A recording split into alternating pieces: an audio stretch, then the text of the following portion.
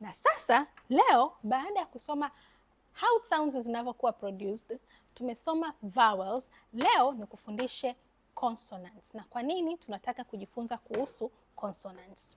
Vowels zetu, tutafumbue vowels zetu. Vowels zetu tulisema ziko 5 na tunazitamka kwa mdomo kuwa wazi. So tuna a, tuna i, tuna e, tuna o na tuna a for umbrella. Right? These are the vowels. Lakini pia hizi zingine leo nafundisha kuhusu consonants au konsonanti. Okay?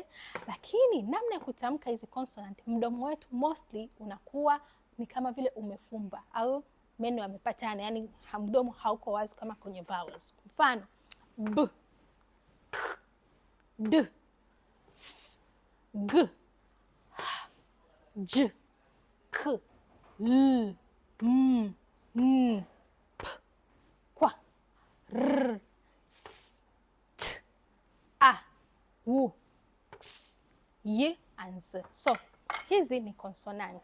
Na kwa nini nataka tujue consonant? Kwa sababu ninataka kukupeleka kwenye kitu kinaitwa CVC. Na imani kwamba umekutana na mtoto kwamba CVC words